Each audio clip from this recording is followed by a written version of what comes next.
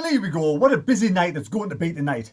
Now, before we play Tranmere down at Prenton Park in that awful quagmire of a pitch, parts of the pitch are playable, parts of them are not. So, it's going to be a tough match tonight, but hopefully we get 3 points and we can jump up to 5th place tonight. Jump above Portsmouth, who we play on Saturday away. So tonight, I'm doing the Portsmouth versus Sunderland preview with 1 or 2 bits of news from the Sunderland players as well. And then I'll be doing a live stream later on when Sunderland take on Tranmere down at Prenton Park. It's all go. I'm doing one live, non-stop video now. No edits, no outtakes or whatever. I'm just going to go all the way through with my preview. So, if Sunderland win tonight, if we will move into 5th place, 1 place above Portsmouth, 2 places above Portsmouth, who moved above us in 6th place with a good win last night away to Lincoln. They're in really good form at this moment in time, so it's going to be a difficult match. Unbeaten at home down at Fratton Park, where you can get 20,000 plus fans capacity there. Mr. Michael Easter owns the club, and Kenny Jackett, not very popular with a lot of the Portsmouth fans over the season, had an awful start of the season, like Sunderland have, but now coming good. So Kenny Jackett, is he still wanted out by the majority of the Portsmouth fans, or is he starting to win them back over? Because it was in the same situation, if not worse, than Jack Ross was. Probably a lot worse down the table than Jack Ross was. But Mr. Michael Easter have kept his faith with Kenny Jackett, where we sacked Jack Ross. But now Portsmouth are unbeaten at home all season. They're in 6th place. They've won 12, drawn 8, lost 6. They've got a plus 10 goal difference, 2 worse than Sunderland. And they've played 26 matches. Sunderland have played 26 matches and we're 1 place behind them. We've won 11, drawn 9, lost 6. We've got a plus 12 goal difference. So we're a couple of points behind them. Or was it 1? 1 point. Can't quite remember now, but we're just behind Portsmouth. So we play Tranmere tonight, so we're going to use another game. So this is a must-win match tonight. If we don't beat Tranmere tonight, for me, we are not going to be in the top 2 this season. Pardon me. Just had a lovely homemade Chinese meal. Absolutely beautiful. Ribs, noodles, fried rice. Oh, I just love it. Absolutely good. I love my food. I might do a cooking channel one day. So, Portsmouth, in great form. They've turned this season completely on its head. The last 7 results have been absolutely the magnificent 7. Fantastic. Last night, away to Lincoln, wins 2-0. Then in the FA Cup, they won 4-2 against the Championship side Barnsley. At home, they beat Scunthorpe 2-1 in the Cup. And then away, they beat Bolton at Bolton. And then they beat Wimbledon at home 2-1. And they beat Warsaw away 2-1 in the Cup. And then Fleetwood away 2-1. They drew with Gillingham 1-1 away. So they've won the last 7 Cup and League matches. They're unbeaten at home. And the last time they lost a match was away to MK Dons on the 29th of December. They lost 3-1. The 29th of December was the last time Portsmouth lost a game of football. Now, what's that like for a string of results? Kenny Jackett must be back in favour now. But Sunderland have even a better record. The last time Sunderland lost a game of football was away to Gillingham 1-0 on the 7th of December. So 2 informed sides, so long as we can keep the form going tonight against Tranmere, are going to go head-to-head at Fratton Park. And we don't do too good at Fratton Park. We lost last season 3-1.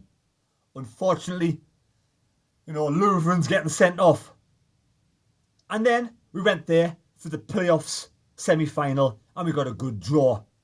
So I just hope Luke 09 hasn't had nightmares going back down to Portsmouth this Saturday. So like I said, Portsmouth in fantastic form. They're in form side in the league, doing really well. Sunderland also in form side, doing really well. I'm going to go for a 2-1 away victory. I don't like predicting defeats. I want to be optimistic. 2-1 away. It's going to be difficult. They've got some great players, Portsmouth.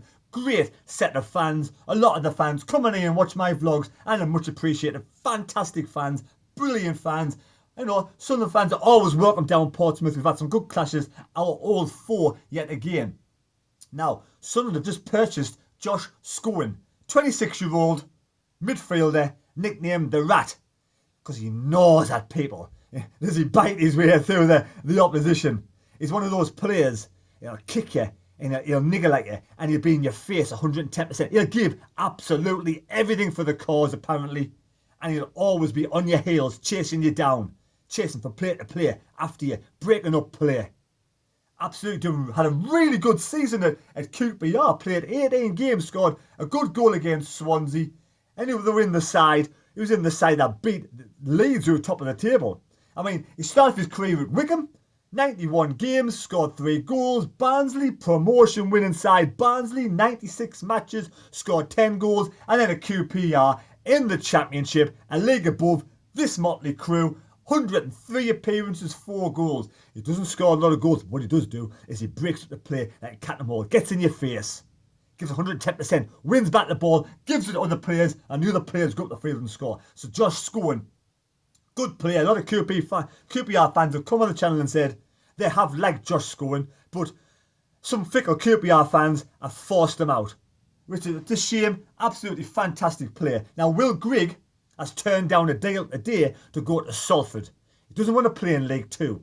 Now, Phil Parkinson says there's still time for Will Grigg at Sunderland. If Will Grigg can prove himself, you know, he said it was a bit hard lines on Will Grigg. Playing system 4-2-3-1 doesn't suit Will Grigg at all. We're playing 3-4-3. The situation we're playing now, the formation we're playing now, will suit Will Grigg more. But will he get his chance? He's got to perform in the reserves, short on the training pitch. And he said Will Grigg will get another chance if he stays at Sunderland. But he's turned down and moved to Salford because he says, I'm better than League Two. Now, Ethan Robson was on loan. Holiday running a bat at Grimsby. But at this moment in time, Phil Parkinson's just holding on to Robson because he played a reserve match at the weekend. Phil Parkinson played all the team who weren't involved in the league matches at the weekend, and he played Ethan Robson as a left wing back because he's more of a left-sided player. And if we don't get a left back in, that's why Ethan Robson's going to be kept at Sunderland as a left wing back, because apparently there's a left wing back dying to come in, wants to come to Sunderland. The deal's all ready to go, but he can't come until their team buys a replacement. And apparently it's the same for a midfielder, a playmaker midfielder. There's something lined up there ready to go, but we can't get them until that team gets their player in. So there you go, Ethan Robson is being kept at Sunderland at this moment in time, and the feeling is if we do get a backup for Denver Hume, Ethan Robson will go back on loan again for Ian Holiday at Grimsby. Now, Elliot Embledon, another player that Phil Parkinson will think will be an absolute star in League One and will be great for the second part of the season. Was hoping he was going to come back, but unfortunately, when he came back, it didn't feel quite right with his hamstring, so he needs longer, probably another month, to get himself sorted out. There's no point rushing him back. He doesn't want to rush him back. And also, as the James Garner from Manchester United Reserves has been linked with Sunderland. So there we go. This weekend, Portsmouth versus Sunderland. Get your score predictions down in the comment section below. I'm going for a 2-1 away victory for 10 points. See if yourself climbed up the table. And if you have watched this video before the Tranmere comes on, please subscribe to the channel and get yourself on and watch the live stream tonight. Right, thanks for watching this video. I do appreciate everybody who watches the videos, and I know there wasn't really much of a preview there of the Portsmouth versus Sunderland, but I have loads going on. Everything's upside down. Usually play Tuesday, I do the preview Wednesday, but unfortunately Tranmere was pushed back because of the FA Cup, so I'm all hickledy-pickledy upside down, bubble and squash. I'm having me nice drink of water during the week. Haven't been feeling too good today. My tooth still, my gums are not feeling fantastic. They're getting there slowly, and basically I'm just an old crock. So, onwards and upwards. Hopefully we can beat Tranmere tonight, and we'll see you later. Come on, lads!